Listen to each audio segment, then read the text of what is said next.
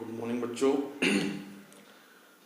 तो कैसे हैं आप लोग?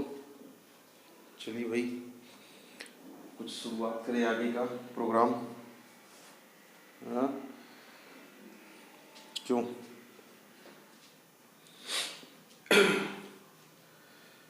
पढ़ाई वढ़ाई चल रही है आप लोगों की? आई होप पढ़ रहे होगी। चलिए भाई, अब हम लोग लास्ट टाइम कल किए थे कुछ सिलेबस कैपेसिटर पे डायरेक्ट्रिक्स का। ठीक है, वो वीडियो हमने अपलोड कर लिया है। अब उसके आगे का सेक्शन हम लोग स्टार्ट करते हैं। तो नेक्स्ट टॉपिक उसके कंटिन्यूएशन में था आपका पैरेलल प्लेट कैपेसिटर के बीच में अगर हम लोग एक डाइलेक्ट्रिक स्लैब को प्लेस करते हैं तो जो कैपेसिटेंस होगा वो क्या होगा, या फिर डाइलेक्ट्रिक की जगह अगर हम कोई कंडक्टिंग स्लैब प्लेस करते हैं तो क्या होगा, किन किन फैक्टर्स से जो हमारा कैपेसिटेंस है वो चेंज होगा। इसके बारे में आज हम लोग थोड़ा सा छोटा सा डेरिवेशन है वो कर लेते हैं, फिर इसे करने के बाद आगे चलेंगे। क्लियर? चलो भाई, तो हेडिंग है आपका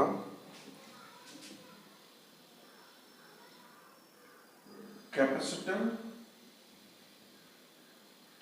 ऑफ अ पैरेलल प्लेट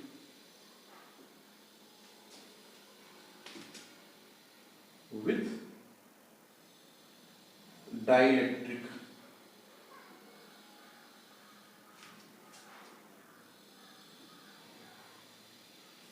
ठीक है बच्चों, तो आपको अब फाइंड करना है कि कैपेसिटर फाइंड करना है जिसके बीच में अगर हम एक डाइलेक्ट्रिक स्लैब को प्लेस करते हैं। ठीक है, तो इसके लिए एक छोटा सा डेरिवेशन है। पहले तो हम लोग मान लेते हैं, पहले डायग्राम बनाएंगे आप लोग। डायग्राम आपका ऐसा है कि चलो डायग्राम यहाँ बनाते हैं। एक तरफ से सपोज करो कि ये आपके पास एक पैरेलल प्लेट कैपेसिटर है, ठीक है, और इसके बीच में आप क्या कर रहे हो, एक डाइलेक्ट्रिक स्लैब को प्लेस कर रहे हो ना। अब ध्यान से देखो जरा, जो डाइलेक्ट्रिक स्लैब है भाई, ये एक इंसुलेटर है। अब अगर इंसुलेटर है तो क्या होगा कि मैं यहां से सपोज करो एक पॉजिटिव चार्ज दे रहा हूं,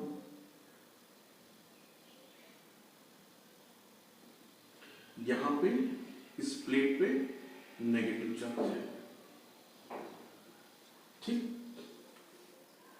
अब चूंकि यहां पे हमने एक पोटेंशियल डिफरेंस क्रिएट कर दिया तो इसके अंदर इलेक्ट्रिक फील्ड होगा। अब ये जो इलेक्ट्रिक फील्ड है इसका डायरेक्शन ऐसे है। क्लियर?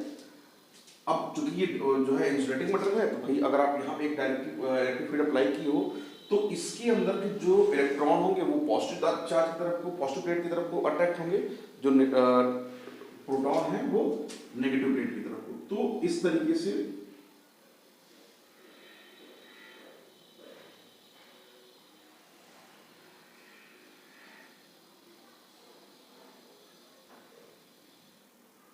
ठीक है, इस स्लैब के अंदर इस तरीके से एक जो है पार्शियल इलेक्ट्रिक फील्ड क्रिएट होगा जिसकी वैल्यू आप देखोगे कि ये जो EP है that is in the direction of this one. ठीक है, ये इस डायरेक्शन की तरफ को जो इलेक्ट्रिक फील्ड अप्लाई हुआ।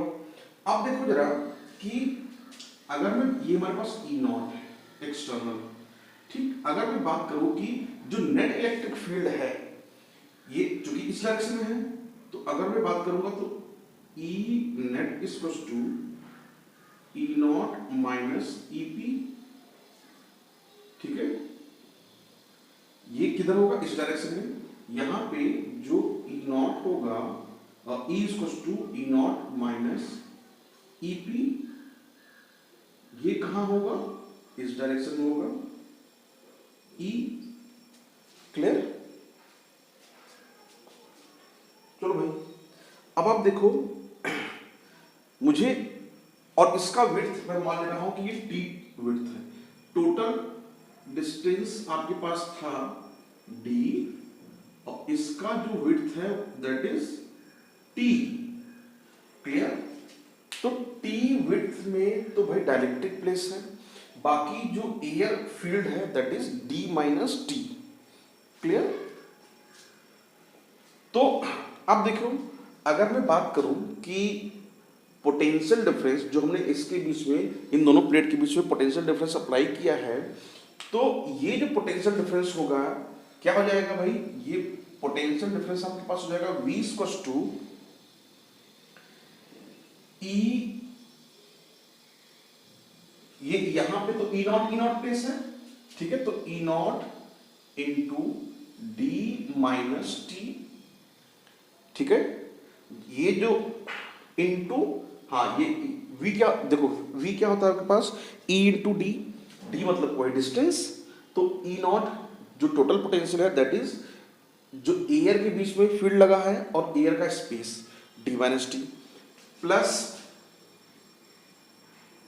जो डायरेक्ट्रिक है इसके बीच में हमारे पास क्या लगा है, ये E लगा है, यहां पे E इफेक्टिव मिल रहा है, तो E इंटू क्या हो जाएगा, ये इसका विड्थ है T।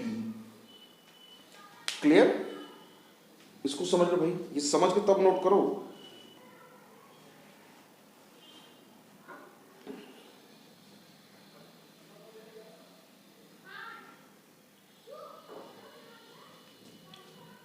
ठीक है बच्चों, तो V equals to E naught into D minus T plus E naught into T, ये हो गया। अब हमें पता है कि जो चूंकि इसका डायरेक्ट्रिक कांस्टेंट K है, इसका मैं डायरेक्ट्रिक कांस्टेंट मान ले रहा हूं कि ये K है। क्लियर? तो जो E है, E क्या हो जाएगा आपके पास, since E equals to E naught upon K। ठीक, तो इस E की वैल्यू को उठा के यहां रखो, तो आपके पास क्या मिलेगा, V equals to E naught into D minus T plus E naught upon K into T. यहां से अगर मैं E नॉट को कॉमन ले लूं, ये क्या आएगा, D minus T plus T upon की। ठीक है? क्लियर? अब आपको पता है भाई E नॉट की वैल्यू क्या होती है, पैरेलल प्लेट के बीच में जो इलेक्ट्रिक फील्ड होगी दैट इज सिग्मा अपॉन जो है एप्सिलॉन नॉट होगी। लिख लो यहाँ पे, since E naught equals to sigma upon epsilon naught, या और सिग्मा क्या होता है भाई, चार्ज डेंसिटी, तो आप इसी को Q upon A into epsilon not ऐसा लिख सकते हो। ठीक है, अगर इस पर टोटल चार्ज आपके पास, अगर मैं मान लूं कि इस पर टोटल चार्ज जो है Q है और इसका टोटल, इस प्लेट का टोटल एरिया A है, ठीक है, तो इस पे Q upon A into epsilon not ये हो जाएगा। तो आप इसको लिख सकते हो, ये V इक्वल्स टू प्लेस करोगे यहाँ पे तो Q upon A epsilon not into D minus T plus T upon K। ठीक है, अब इसको यहां पे आपको पता है भाई C इक्वल्स टू क्या होता है, Q अपॉन V, इस Q को V के यहां भी जो बाकी पूरा टर्म को इधर भेज दो, ये आपके पास हो जाएगा A epsilon naught upon D minus T plus T upon K। ठीक है, इतना आपका आ जाएगा फैराड। ठीक है भाई, नोट करो इसे। तो अगर आप किसी भी डायलेक्ट्रिक स्लैब को प्लेस करते हो तो जो कैपेसिटेंस है ये आपका इस फैक्टर से क्या हो जाएगा, बढ़ जाएगा।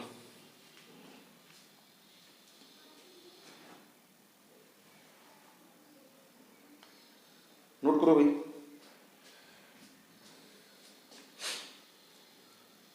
हो गया,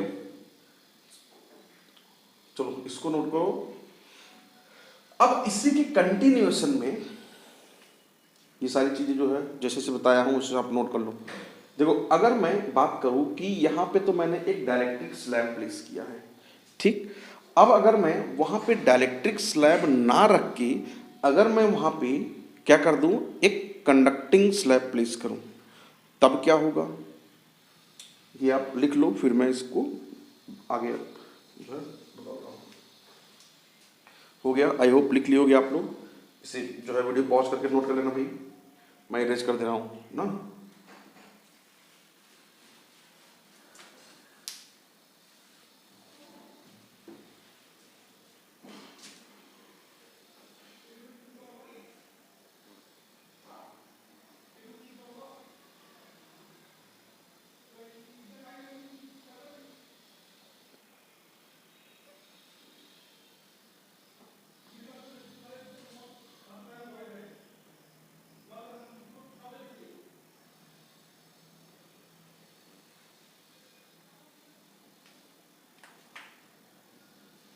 अब नेक्स्ट हेडिंग भाई आपका है capacitor of a parallel plate with conducting slab.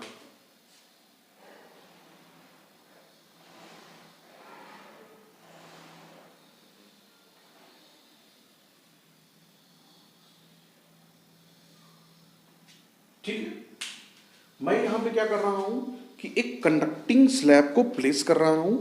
अब आपको पता है कि चूंकि कंडक्टिंग स्लैब है, ठीक, तो कंडक्टिंग स्लैब की क्या प्रॉपर्टी होती है भाई, कोई भी कंडक्टिंग मटेरियल है उसके अंदर इलेक्ट्रिक फील्ड क्या होता है, zero.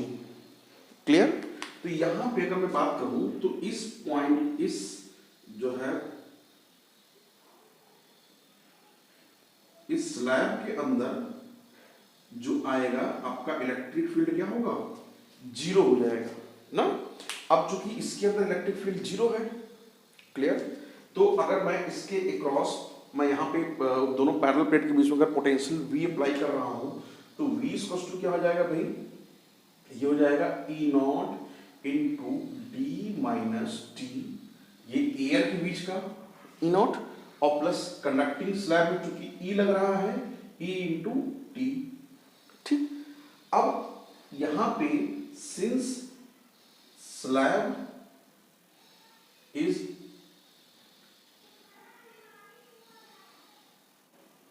conducting so that E inside the slab ये क्या हो जाएगा, जीरो हो जाएगा। ठीक है, क्यों जीरो होगा, क्योंकि आपको पता है भाई कंडक्टर के अंदर इलेक्ट्रिक फील्ड की वैल्यू जीरो होती है। तो आप इसको उठा के यहां रखोगे तो ये आपके पास क्या मिलेगा, E naught into D minus T. ठीक है, अब चूंकि पता है आपको भाई E नॉट इक्वल्स टू क्या था, sigma upon epsilon not, that is Q upon A into epsilon not. ठीक है, उसको उठा के यहाँ पर प्लेस करोगे तो यहाँ पर Q upon A epsilon not D minus T। ठीक है, ये V हो गया। बाकी आप यहाँ पे C equals to Q upon V place करोगे तो ये A epsilon naught upon D minus T ये हो जाएगा।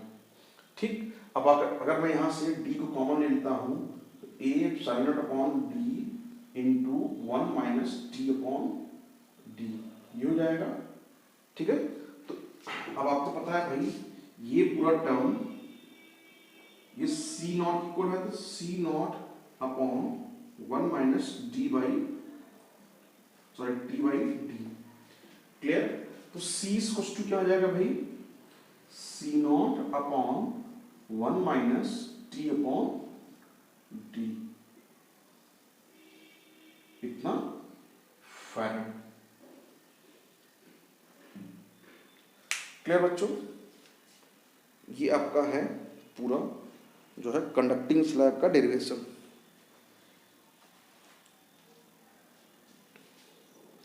हो गया,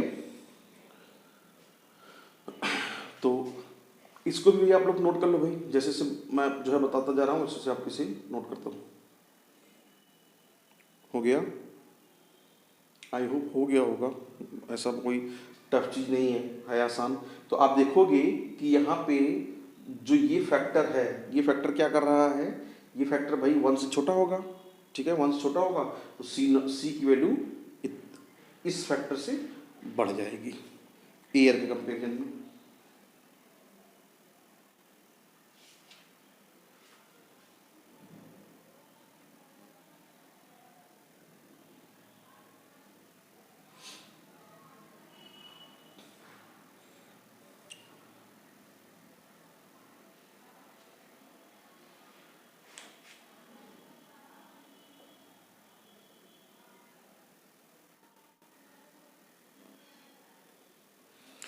ये हो गया। अगर आप इसे कर लिए हो तो हम लोग इसे इरेज करके अब कुछ आगे सिलेबस कैरी करते हैं। और एक्चुअली प्लेट के जो कैपेसिटर से रिलेटेड है सारा टॉपिक आई थिंक क्लियर हो गया है। तो थोड़ा सा हम लोग कैपेसिटर का यूज समझ लेते हैं कि कैपेसिटर का यूज क्या क्या होता है, कहाँ कहाँ होता है। ठीक है, ये मैं इरेज कर दे रहा हूँ।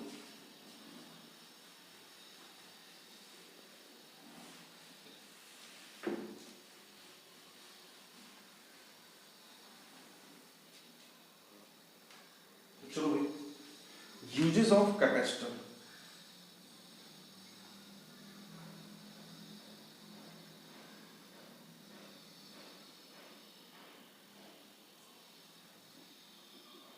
ठीक है, देखो कैपेसिटर का यूज पहली बात तो क्या होता है कि अगर हमें desired electric field, electric pattern create करना है तो भी हम कैपेसिटर का यूज करते हैं। ठीक है, टैंक सर्किट में, ऑसिलेटिंग सर्किट में हम यूज करते हैं। तो पहला लिखो जरा,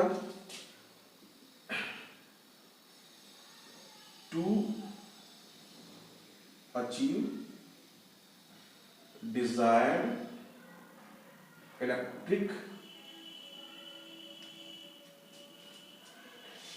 फील्ड पैटर्न। ठीक है, दूसरा पॉइंट है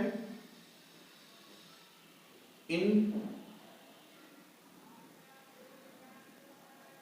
tank circuit of oscillator. Oscillator का जानते हैं यूज क्या होता है, बेसिकली ये फ्रीक्वेंसी जनरेट करता है भाई। ठीक है, इस वहां पे इसका यूज होता है कैपेसिटर का। तीसरा यूज लिख लो भाई आपका, in radios for tuning the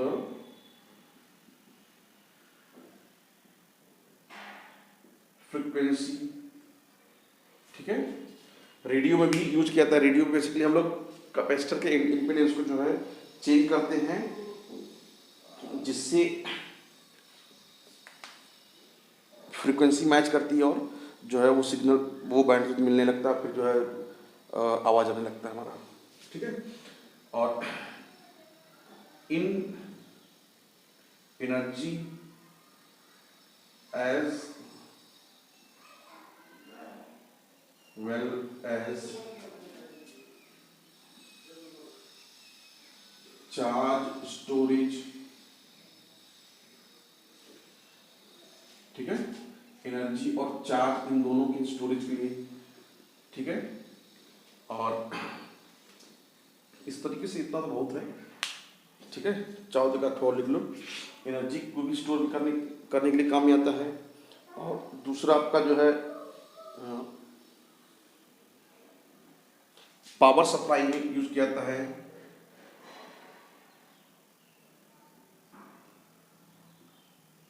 power supply for smooth current, SMPS वगैरह यूज किया जाता है भाई कंप्यूटर के। ठीक है, तो ये इतने यूज हैं, नोट करो वैसे।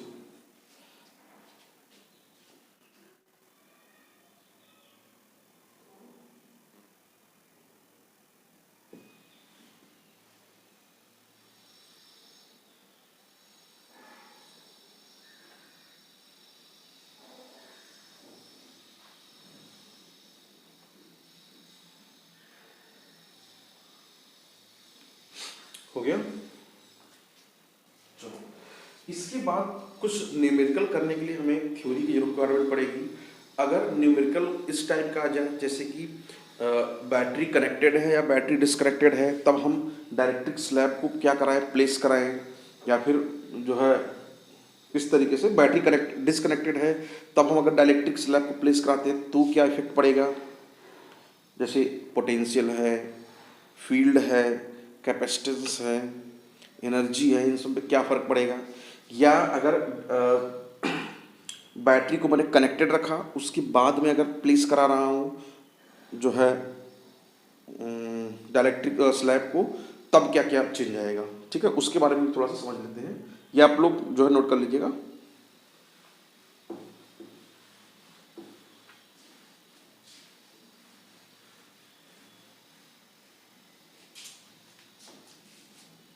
चलिए भाई, तो इसमें बेसिकली आप कंपेरिजन ही नोट कर लो कि कंपेरिजन किस तरीके से नोट करोगे। लिखो dielectric slab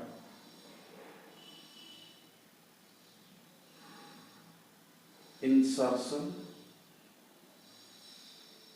when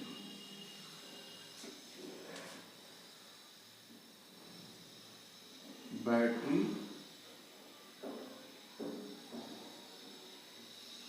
connected oblique disconnected।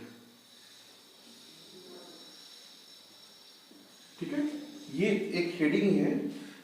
अगर एक डायलेक्ट्रिक स्लैब को जो है आप इंसर्ट कर रहे हो किसी भी पैरेलल प्लेट कैपेसिटर में, और अगर मैं बैटरी को पहले कर डिस्कनेक्ट कर दूं फिर स्लैब को एंटर कराऊं, तो क्या चेंज आएगा।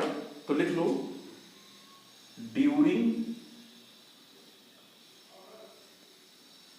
डिस्कनेक्शन, दूसरे में लिख लो ड्यूरिंग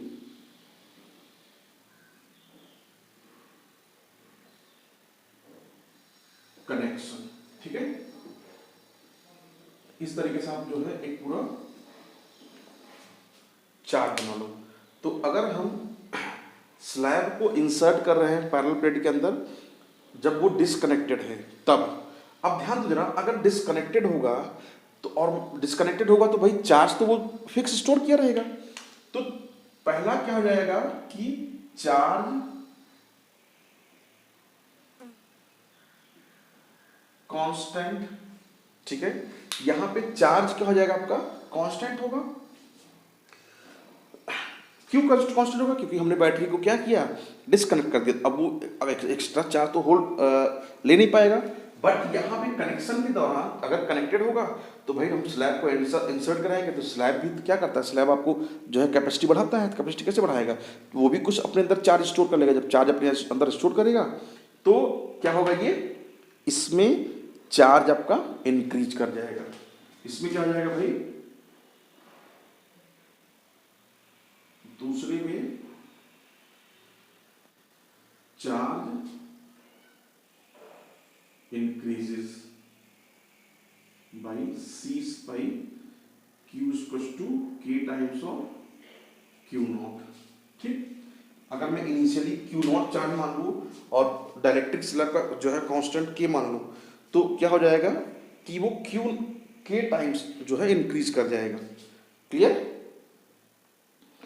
दूसरा आप लिखो कि अब चूंकि यहाँ पे देखो चार वोल्टेज में हम लोग क्या बात किए थे, वोल्टेज क्या था एक्चुअली में, पानी का लेवल, चार्ज का लेवल। ठीक है, अगर चार्ज कांस्टेंट रहेगा तो भाई स्लैब के अंदर भी कुछ चार्ज आएगा, तो स्लैब के अंदर कुछ चार्ज गया, वो स्टोर किया, तो उसका लेवल क्या हुआ, चार्ज का कम हो गया, पानी का लेवल कम हो गया। तो यहाँ पे दूसरा वोल्टेज जो होगा ये इनिशियल वोल्टेज का K टाइम्स कम हो जाएगा। क्लियर। बट वहां पे क्या होगा, वहां पे भाई चूंकि बैटरी कनेक्टेड है तो उस केस में वहां पे बैटरी जब अगर कनेक्टेड रहेगा तो वहां पे जो वोल्टेज है, वोल्टेज क्या होगा, वो कांस्टेंट रहेगा। यहाँ पे लिखोगे, ये पहला पॉइंट है यार, ये दूसरा पॉइंट में यहाँ पे V equals to V naught. ठीक है, क्यों, क्योंकि वहां पे आपका वोल्टेज, क्योंकि चार्ज क्या है, कांस्टेंट है, तो वोल्टेज आपका जो है सेम रहेगा। क्लियर?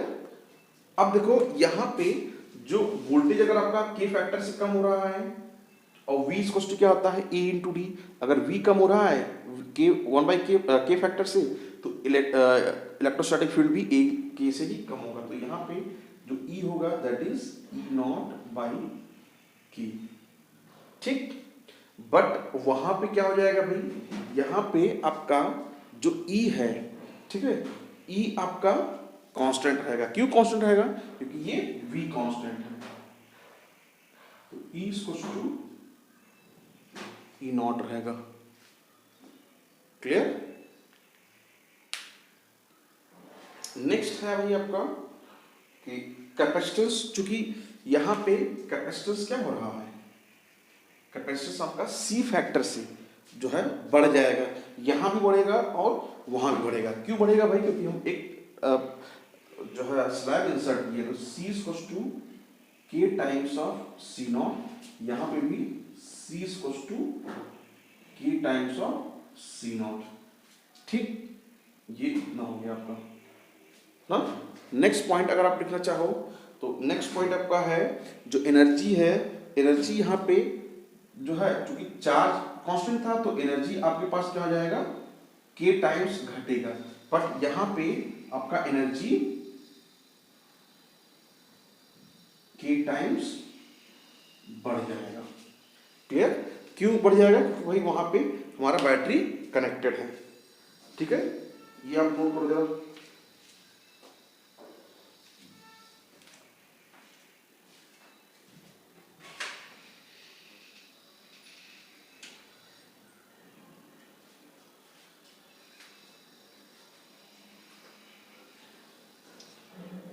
हो गया भाई? नोट कर लो बेटा।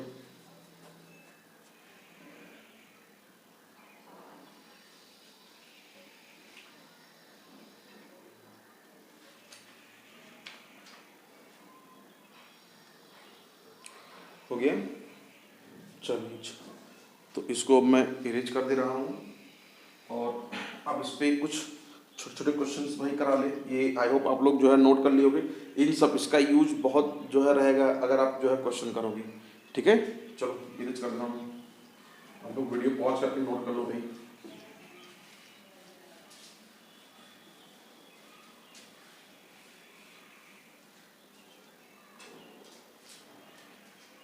चलिए, तो चलिए क्वेश्चन करते हैं थोड़ा सा।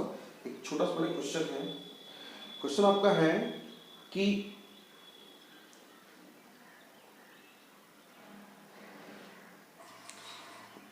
एक पैरेलल प्लेट कैपेसिटर है, इजी क्वेश्चन है। एक पैरेलल प्लेट कैपेसिटर है जिसमें उसका इनिशियल कैपेसिटेंस 4 माइक्रोफैराड था पहले। अब अगर हम एक डाइलेक्ट्रिक स्लैब को प्लेस किए तब उसका जो कैपेसिटेंस है that is increased by 20 times, या यूँ कहिए इंक्रीज हो गया आपका, पहले 4 था अब क्या हो गया, अब वो 80 फैराड हो गया, 80 माइक्रोफैराड हो गया। तो आपका जो डाइलेक्ट्रिक स्लैब आपने इंसर्ट किया है उसकी वैल्यू क्या होगी, उसका कांस्टेंट क्या होगा। क्वेश्चन लिख लो।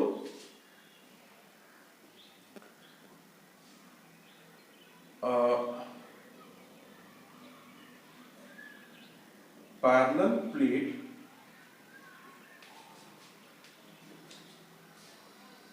Capacitor of value 4 microfarad is increased by increased to by मतलब यहाँ पे increased to 80 लिखो यहाँ पे 80 microfarad on insertion of slab of slab। ठीक, बस ये find the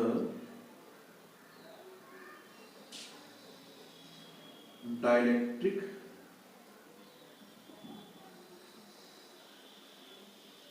constant of slab. ठीक है, ये आपके पास एक ही सा क्वेश्चन है भाई। क्वेश्चन में क्या बोला गया है कि पहले एक ये आपके पास प्लेट था, इसकी जो है कैपेसिटी थी 4 माइक्रोफैरड। ठीक है, आपने क्या किया, इसके अंदर एक डायरेक्टरी स्लैब प्लेस कर दिया। अब क्या किए, इसके अंदर एक डायरेक्टरी स्लैब प्लेस किया, इसका कांस्टेंट की है। अब यहाँ पे सी डैश आपके पास आ गया 80 माइक्रोफैरड। ठीक है, ये जब एयर फील्ड था तब ये था, अब जब ये डायरेक्टली कांस्टेंट फील्ड है तब ये 80 माइक्रोफैरड हो गया। आपको क्या चाहिए, इस के की वैल्यू निकालोगे। कैसे निकालोगे, अब आपको पता है कि ये जो है इसका डायरेक्टली कांस्टेंट कितना था, C epsilon naught A upon D air का। इसका कितना होता है भाई, C dash K epsilon naught A upon D. दोनों को डिवाइड कर दो, C naught upon C dash क्या हो जाएगा, epsilon naught A upon D, और ये के एप्सिलॉन नॉट ए, ये डी पर डी डी एप्सिलॉन एप्सिलॉन, ये कैंसिल, यहाँ क्या आया 1 अपॉन के। तो आपको क्या चाहिए, जो है के की वैल्यू, के यहाँ से क्या हो जाएगा भाई, ये C dash upon C naught. C dash कितना है आपके पास 80 माइक्रोफैरड, और सी कितना है 4 माइक्रोफैरड, ये कैंसिल, यहाँ कितना आया 20, के इक्वल टू क्या हो जाएगा 20। ठीक, सही है, नोट करो भाई से।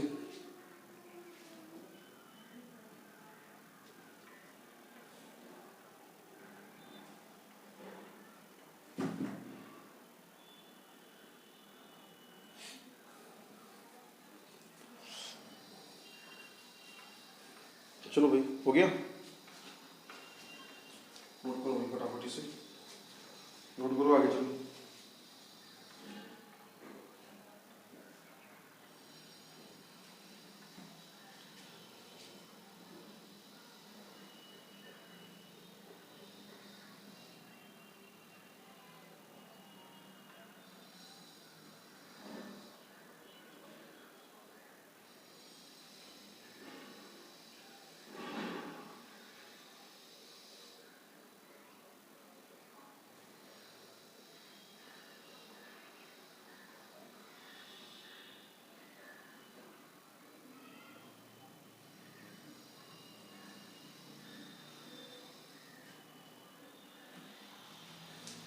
हो गया, चलिए भाई इसे इरेज कर दे रहे हैं, और इसके बाद कुछ और क्वेश्चंस करते हैं। यही टाइप से कुछ और क्वेश्चंस हम लोग जो है यहाँ ट्राई करते हैं। ठीक है, तो नोट करो भाई। तो इसके बाद हम लोग कुछ क्वेश्चंस करते हैं, और कुछ क्वेश्चंस हैं हमारे पास, जैसे कि आपका है एक सर्किट था, मुझे थोड़ा सा देख लूँ मैं क्वेश्चन। सर्किट था, वो सर्किट का डायग्राम कुछ ऐसा था। अच्छा, मैं क्वेश्चन लिख दूँ क्या, पहले सर्किट बनाते हैं, क्वेश्चन लिखने लगेंगे तो बहुत जो है टाइम लगेगा और जो है लंबा हो जाएगा। मैं सर्किट पहले बना देता हूँ। सर्किट मेरे पास ऐसा था कि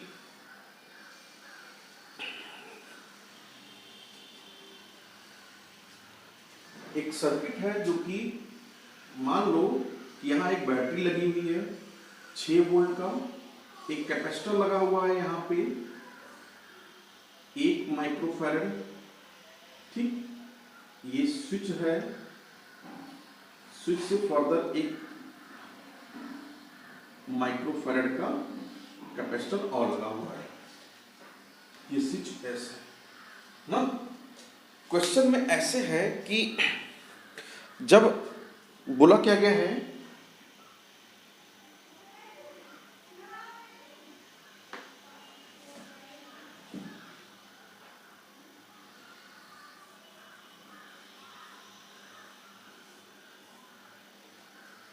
हाँ देखो भाई, क्वेश्चन में ऐसा है कि ये 6 वोल्ट की बैटरी है 1 माइक्रोफैराड का ये कैपेसिटर लगा हुआ है, 1 माइक्रोफैराड का ये कैपेसिटर लगा है। इनिशियली ध्यान दो, इनिशियली क्वेश्चन मैं बोल दे रहा हूँ, इनिशियली ये स्विच जो है क्लोज था, ठीक है, और कुछ समय के बाद इसको ओपन किया गया, ठीक। Initially switch is closed and after some times switch is open. तो आपको फाइंड करना है कि चार्ज ऑन द कैपेसिटेंस, ठीक है, हाँ। फिर इसके बाद जो है नहीं, क्वेश्चन ऐसे था कि भाई मैं क्वेश्चन से पढ़ ही दे रहा हूँ, रुक जाओ।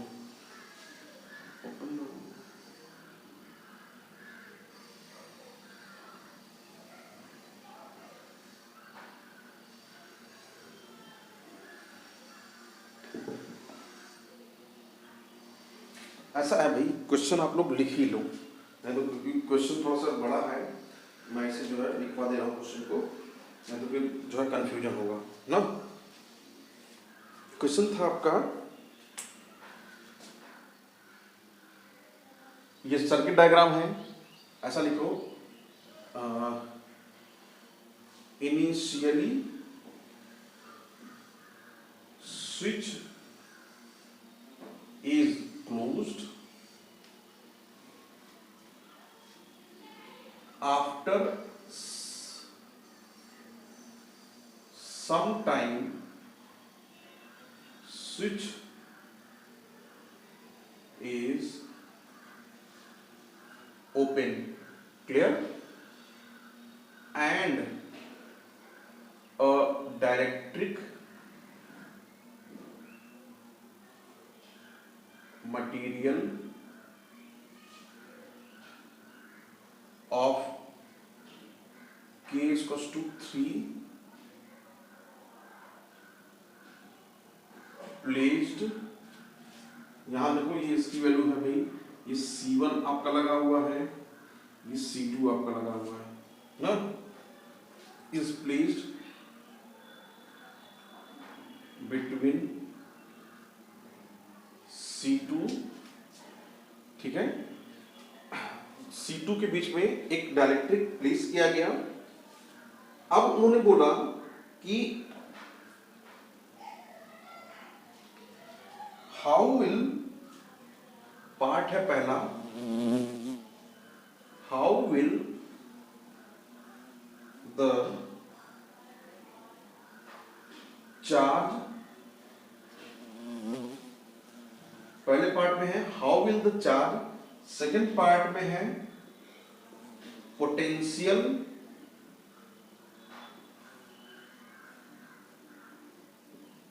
बिटवीन प्लेट, ठीक है, B affected after slab are inserted, ठीक है।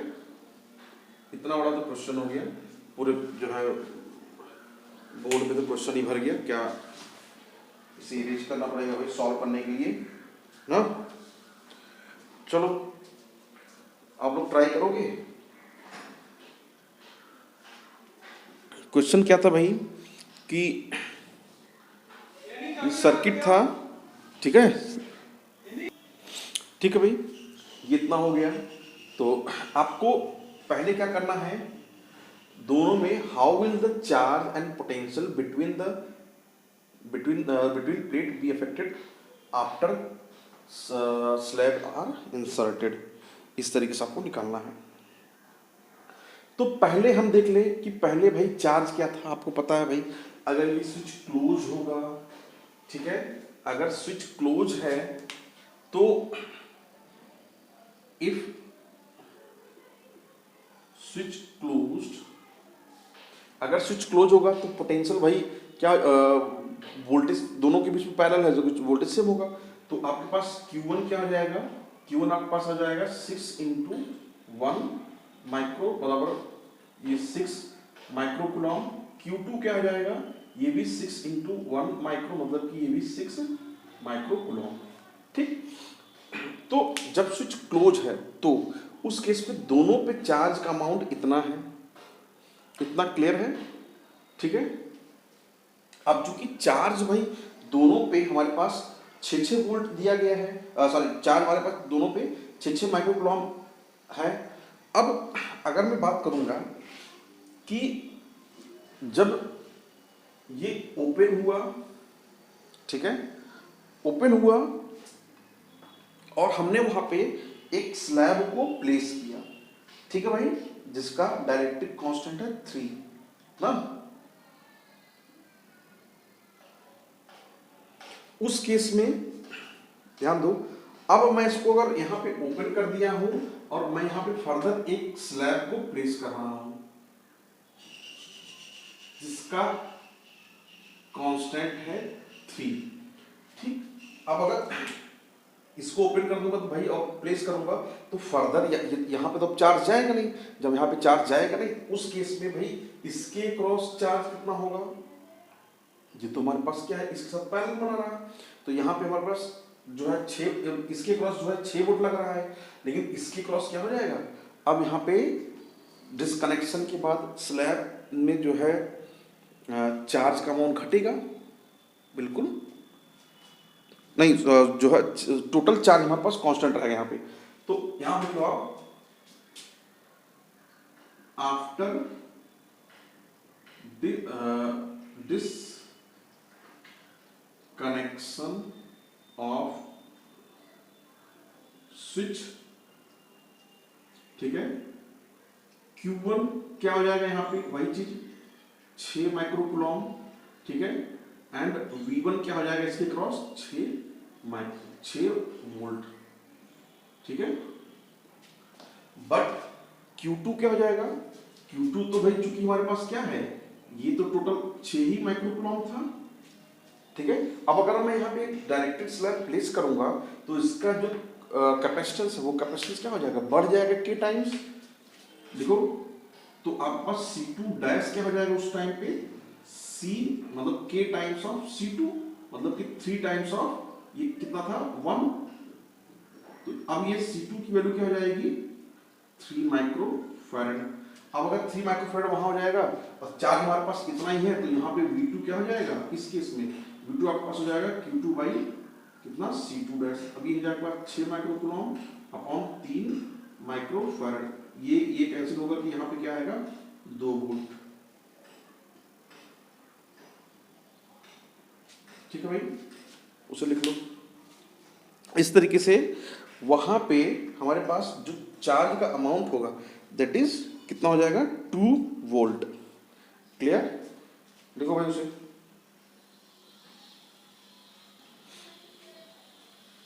थोड़ा सा लिखने में क्वेश्चन बड़ा है, एक्चुअली है नहीं। चलो मैं इसे इरेज कर दूं,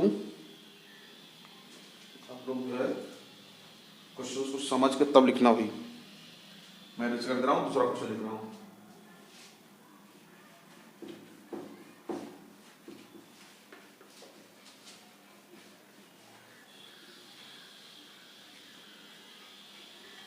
अब ध्यान दो भाई जरा, आपके पास सपोज करो कि एक क्वेश्चन है जिसमें दिया गया है कि एक पैरेलल प्लेट कैपेसिटर है,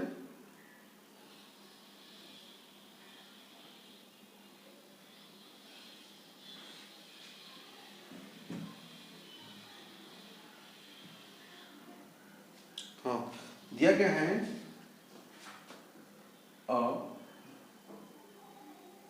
parallel plate capacitor is filled with dielectric of thickness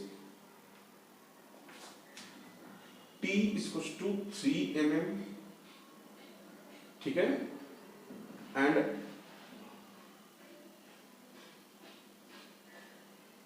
constant K equals to 2, ठीक है।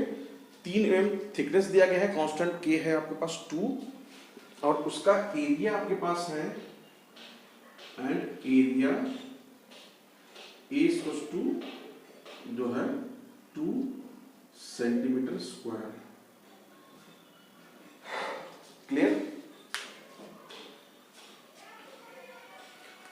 एंड आगे सेपरेशन भी लिख लो, and separation between them is जो है इसको ले लो 3 सेंटीमीटर, ठीक है। इस तरीके से है, आपको फाइंड करना है कि capacitance of the capacitor. Find capacitance of capacitor, ठीक है भाई। तो इस तरीके से आपको एक छोटा सा क्वेश्चन है, एक्चुअली में ये फॉर्मूला बेस्ड क्वेश्चन है, ठीक है, नोट करो इसे, ठीक है भाई। सॉल्व करो इस क्वेश्चन को। तो इसको सॉल्व कैसे करोगे, आपके पास फॉर्मूला वही पुराना फॉर्मूला है, क्या है formula, C equals to epsilon naught A upon B minus T plus T upon K, ठीक है, D minus T plus T upon K, ये फॉर्मूला है। इस फॉर्मूले में देखो सब कुछ दिया हुआ, आपको प्लेस करना है बस। यहाँ पे आपके पास क्या क्या है भाई, P दिया है 3 mm मतलब 3 × 10⁻³ मीटर, K दिया हुआ है आपके पास 2, A दिया है आपके पास 2 × वो सेंटीमीटर में है, कन्वर्ट करोगे इसको 10⁻⁴ मीटर स्क्वायर, ये हो जाएगा। और D दिया हुआ है 3 सेंटीमीटर 3 × 10⁻²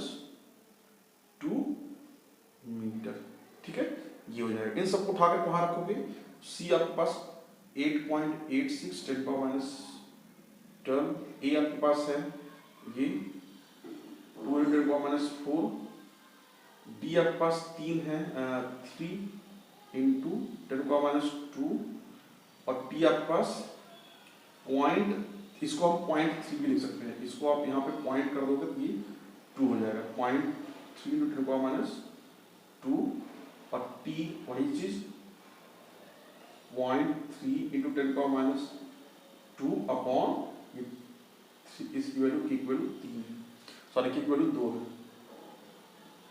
ठीक है।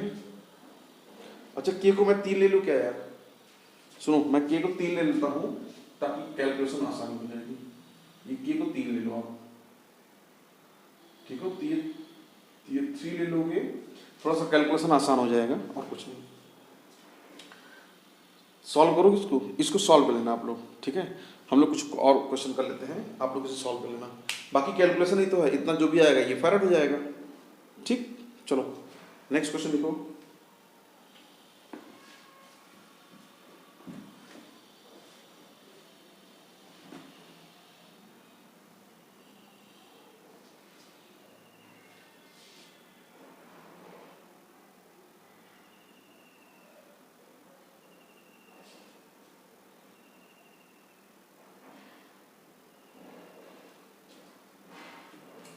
चलो भाई इसको इरेज कर रहा हूँ मैं और एक नया क्वेश्चन लिख रहा हूँ।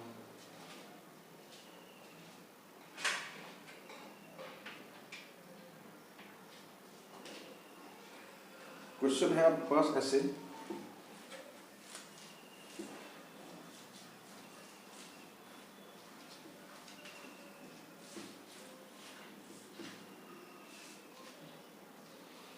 क्वेश्चन ऐसा है भाई कि एक कैपेसिटर है, देखो, और एक सर्किट है ऐसे,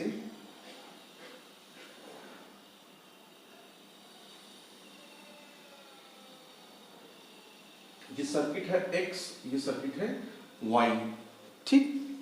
और इसमें आपका यहाँ पे 12 वोल्ट की बैटरी लगी हुई है, क्वेश्चन में बोला गया है कि इनका जो कैपेसिटर है, कैपेसिटर का साइज मतलब डायमेंशनली ये दोनों इक्वल है, मतलब कि इनका एरिया, इन दोनों का एरिया, इनके बीच का सेपरेशन दोनों इक्वल है। हम क्या कर रहे हैं कि यहाँ पे इसके y वाले के बीच में एक डायरेक्ट्रिक कांस्टेंट को प्लेस कर रहे हैं, जिसका एक स्ट्रेंथ है, जिसका डायरेक्ट्रिक कांस्टेंट है 4, ठीक है। और इस पूरे का जब ये प्लेस किया गया उस दौरान इस पूरे का कैपेसिटेंस जो है इन दोनों का इक्विवेलेंट कैपेसिटेंस आपका है कितना, 4, इसमें जो है 4 माइक्रोफैराड किया भाई, ठीक है। क्वेश्चन में है कि दोनों डायमेंशनली इक्वल हैं, ध्यान दो। यहाँ पे मैं एक कैपेसिटेंस, एक डायलेक्ट्रिक मटेरियल को प्लेस कर रहा हूँ जिसका डायलेक्ट्रिक कांस्टेंट है K इक्वल्स टू 4, ठीक है। इन दोनों का CXY की वैल्यू है 4 माइक्रोफैराड। क्लियर? आपको निकालना है क्या, इंडिविजुअल कैपेसिटेंस CX और CY। CX equals to what, CY equals to what, ये दोनों क्या होगा इंडिविजुअल, ठीक है। बोर्ड का क्वेश्चन है आपके, तो सॉल्व करो भाई। कैसे सॉल्व करोगे? इसे सॉल्व करने के लिए आपको मान लो कि यहाँ इसका कैपेसिटेंस C है, तो इसका कैपेसिटेंस चूंकि ये K से इंसर्ट किया गया, जब K से इंसर्ट किया जाएगा तो इसकी कैपेसिटी बढ़ जाएगी K टाइम्स, उस दौरान इसकी कैपेसिटी हो जाएगी 4C, ठीक है। अब चूंकि ये दोनों कैसे हैं भाई, ये दोनों ही क्या है, सीरीज में कनेक्टेड है, तो सीरीज में कनेक्टेड होंगे तो CX into CY upon CX plus CY equals to कितना दिया गया है, 4 माइक्रोफैराड दिया गया है। अब आपको निकालना है इंडिविजुअल C की वैल्यू निकालनी है, तो C की वैल्यू क्या हो जाएगी भाई, ठीक है भाई। तो मैं मान लूं कि ये C हमारे पास यहाँ पे ये C है और ये 4C upon C plus 4C equals to ये 4 आया। ये क्या हो जाएगा भाई, C मिला के मैं एक C कॉमन कर लूं, ये आ जाएगा हमारे पास 4C अपॉन 5 इक्वल्स टू 4, ये कैंसिल, यहाँ पे क्या आ जाएगा C की वैल्यू 5 माइक्रोफैराड, ठीक है। तो यहाँ पे CX क्या हो जाएगा, ये 5 माइक्रोफैराड हो जाएगा, और CY क्या हो जाएगा, ये 4 टाइम्स है तो ये 20 माइक्रोफैराड हो जाएगा, ठीक है भाई ना, ये हो गया। अब आपको फाइंड करना है, नेक्स्ट क्वेश्चन था इसमें कि इन दोनों के क्रॉस पोटेंशियल कितना होगा, ठीक है। तो अगर मैं बात करूं कि इन दोनों के क्रॉस, भाई चूंकि ये V 12 वोल्ट कनेक्टेड है, तो V और सीरीज में कनेक्टेड है, तो यहाँ पे तो पोटेंशियल सेम होगा नहीं, ठीक है, पोटेंशियल यहाँ पे वेरी करेगा। बट अगर मैं इसके क्रॉस मान लूं कि ये हमारे पास 12 वोल्ट, टोटल 12 वोल्ट है, तो यहाँ इसके cross V at X plus V at Y equals to 12 होगा, ठीक है। इसे सॉल्व करना, आप कैसे सॉल्व करोगे, तो आपको पता है कि यहां पे तो हमने कुछ ऐड नहीं किया था, कोई मटेरियल ऐड नहीं हुआ है, तो इसका पोटेंशियल मैं मान लूं V है, ठीक है। अब अगर इसका पोटेंशियल मैं V माना हूं और यहां पे मैंने एक डायरेक्ट्रिक कांस्टेंट ऐड किया है 4 का ना, तो इसका अब जो पोटेंशियल होगा वो क्या हो जाएगा, वो घट, चूंकि कैपेसिटेंस बढ़ा, कैपेसिटेंस बढ़ेगा तो क्या हो जाएगा, पोटेंशियल उतने टाइम्स घट जाएगा, तो इसका V बाई क्या हो जाएगा, या यूं बोलो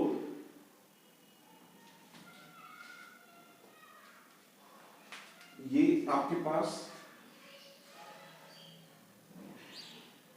पहले तो अगर मैं Vx इक्वल टू ऐसे मानो, Vx इक्वल टू V मान रहे हो, तो Vy, ध्यान दो, Vy इक्वल टू क्या हो जाएगा, अब अगर मैं इसको V वोल्ट मान रहा हूं तो इसके क्रॉस कितना एम्पीयर होगा, पहले 12 माइनस कितना हो रहा था V, ध्यान दो यहाँ पे 12 माइनस वी यहाँ पे हो रहा था, बट चूंकि के को मैंने इंसर्ट किया तो ये पोटेंशियल उतने टाइम्स घट जाएगा। कितने टाइम्स? के मतलब 4 यहाँ पे घट जाएगा।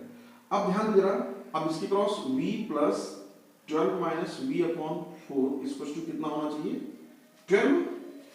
इन दोनों के क्रॉस वोल्टेज बाई 12 भी होगा। तो अब यहाँ से मैं v निकालूं तो v क्या हो जाएगा मेरे पास? ये आप सॉल्व करोगे तो ये 4v plus 12 minus V upon 4 equal to 12। इसको यहाँ ले जाओगे तो 4a यहाँ हो जाएगा आपके पास 3v प्लस 12 इक्वल टू हो जाएगा 48। यहाँ पे 3v क्या हो जाएगा? इसको इधर लेके जाओगे तो 48 माइनस 12 इक्वल टू 36। तो v एक्चुअली क्या हो जाएगा?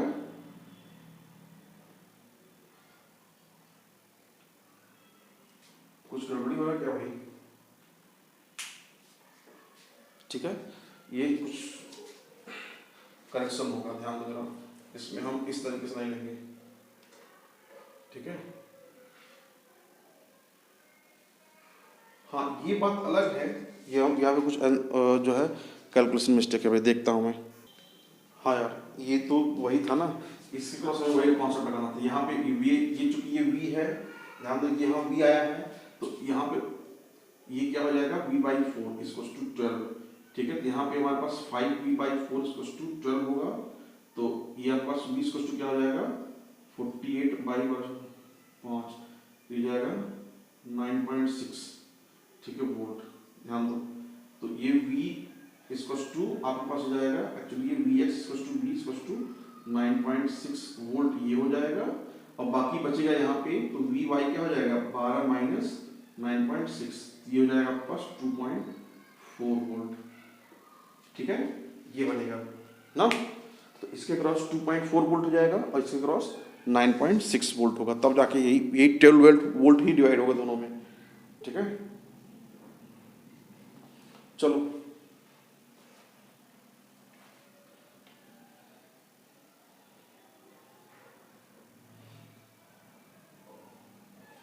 अब इसके बाद आगे से पूछा गया था कि अगर ऐसा केस है तो दोनों के बीच में एनर्जी का स्टोरेज क्या होगा? एनर्जी कितना स्टोर करेगा? तो भाई आपको पता है कि एनर्जी स्टोर करने के लिए एनर्जी का रेशियो में बताना था। इधर मैं इरेज कर दे रहा हूँ, तो इरेज भाई एनर्जी का रेशियो निकालने के लिए भाई ये क्या हो जाएगा? U1 upon U2 half, U1 क्या होता है? Half C1 V1 square upon ये क्या था? Half C2 V2 square. Clear?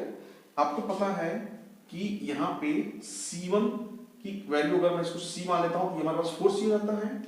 और V1 क्या था यहाँ पे भाई? V1 हमारे पास था V1 मतलब कि ये Vx था हमारे पास 9.6 का होल स्क्वायर। और ये C2 कितना था भाई? 4 टाइम्स ऑफ C। और V2 कितना था? 2.4 का V, ठीक है। ये कैंसिल, C कैंसिल, यहाँ पे क्या आया?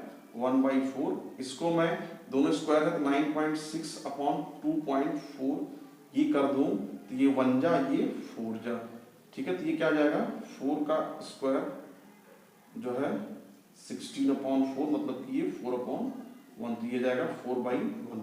तो ये U1/U2 आपके पास हो जाएगा 4:1, इतने का रेशियो आएगा दोनों के बीच में, ठीक है। नोट करो वैसे, हो गया? नोट करो, तो ये नोट करो आप। इसके बाद फिर जो है हम लोग आप दूसरे लेक्चर में, आज को मैं यहीं पे जो है ब्रेक कर रहा हूँ, और इसके बाद अभी मैं कंटिन्यूसन दूसरा लेक्चर जो है शूट करूँगा, तो उसमें इसके आगे के क्वेश्चन को कराऊँगा, ठीक है। अदरवाइज वीडियो बड़ा हो जाएगा तो अपलोड होने में प्रॉब्लम होता है भाई। चलो मैं ये इरेज कर दे रहा हूँ, आप लोग वीडियो पॉज करके नोट कर लो इसे, ओके।